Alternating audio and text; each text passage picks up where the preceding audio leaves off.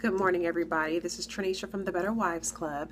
And, before I even read today's lesson in the Love Dare, and we're actually on day 23, which is titled Love Always Protects, I was kind of reflecting on some conversations that I've had over the past couple of weeks with some different people that I know that are married. And it seems to be a time of turmoil where people are going through different things in their relationships and their marriages, and it's causing a hindrance for them to actually grow in a healthy way with their spouse. And I was thinking about just briefly discussing today's Love Dare and then going into something deeper. But as usual, God always comes right on time, right when you need Him.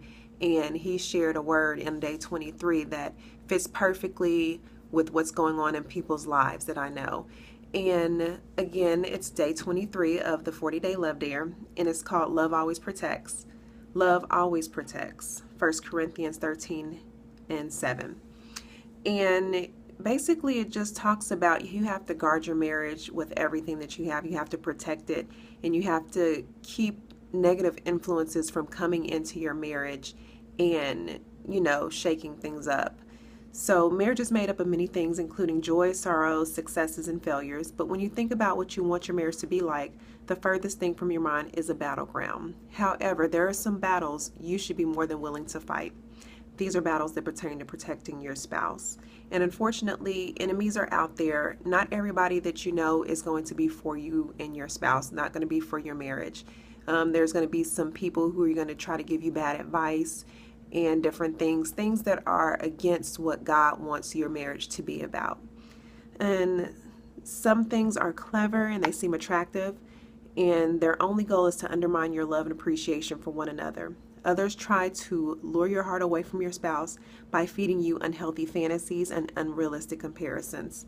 It's a battle you must wage to protect your marriage from, and when love puts on armor and picks up a sword to defend it, you have to be part of that battle. Your mate and your marriage need your constant protection from things like harmful influences. So it talks about different sections of things that are harmful to your marriage. And this first one is harmful influences. Are you allowing certain habits to poison your home? The internet and television can be great for,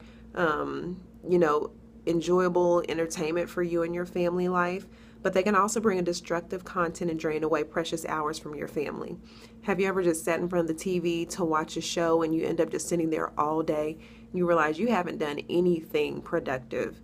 It can be like that for your marriage. You might want to sit down and just watch a little show, but you end up watching 4 or 5 shows or a couple of movies, and that's taking away time from your husband and from your family, unless you guys are doing something like that together.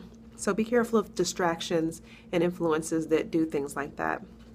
The same thing goes for work schedules that keep you separated from each other for unhealthy amounts of time. You can't protect your home when you're rarely there, nor when you're relationally disconnected. You have to fight to keep the balance right. This is definitely something that I've had to struggle with, because sometimes my job requires a lot of me and a lot of time in the office, out of the office, on the phone, on the computer, and sometimes I just have to take time to step back and say, okay, you know what?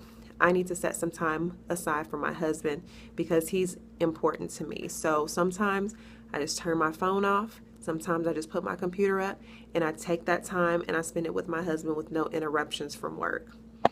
Another thing that is bad for your marriage is unhealthy relationships. Not everybody has the material to be a good friend.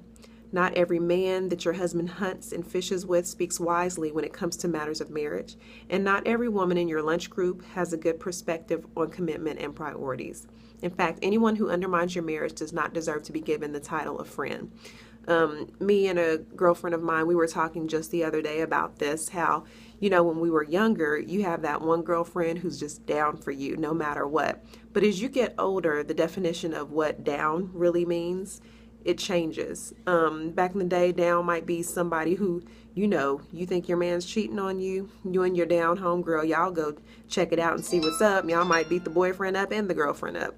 But now the definition of the down home girl should be somebody who talks you out of bad decisions, things that are going to be harmful to your marriage. She's going to say, you know what, that's probably not the best idea. Why don't you sleep on it or pray about it? That's what a down home girl should be. Certainly, you must be on guard at all times from allowing opposite sex relationships at work or the gym or even at the church to draw you emotionally away from one to whom you've already given your heart to. Next area is shame. Everyone deals with some level of inferiority and weakness, and because of marriage has a way of exposing it to you and your mate, you need to protect your wife or your husband's vulnerability and never speak negatively about them in public. Their secrets are your secrets. Their behaviors or destructive issues, those are all private matters. And if there's something that needs to be corrected or changed about it, that's between you two. The way I see it is when you and your husband go out in front of people, they should never see visibly any issues that you guys are having. And it's not about being fake. It's just about, protecting your marriage. Not everybody needs to know every bad thing that's going on in your marriage, telling your family members, your friends, because not everybody's going to be as invested in your marriage as you are. And you can get some pretty harsh advice. The next thing is parasites. Watch out for parasites. And a parasite is anything that latches onto your partner and sucks the life out of your marriage. They actually latch onto you or your partner. It's usually in the form of addictions like gambling, drugs, or porn. They sometimes promise pleasure, but grow like a disease and consume more and more of your thoughts, time, and money. They steal away your loyalty and heart from those you love. Marriages rarely survive parasites if they are present. And if you love your husband, you must destroy any addiction that has your heart. If you don't, it will destroy you and your marriage. So, women, you have a role as a protector in your marriage. You must guard your heart from being led away through novels, magazines, and other forms of entertainment that blur your perception of reality and put unfair expectations on your husband. Instead, you must do your part in helping him feel strong, while also avoiding talk show thinking that can lure your attention away from your family. The wise woman builds her house, but the foolish tears it down with her own hands. And that's from Proverbs 14:1. So let's talk about today's dare. Remove anything that is hindering your relationship, any addiction or influence that's stealing your affections and turning your heart away from your spouse. That's what I'm going to try to do today, and I encourage everybody else to try to do the same. Thank you.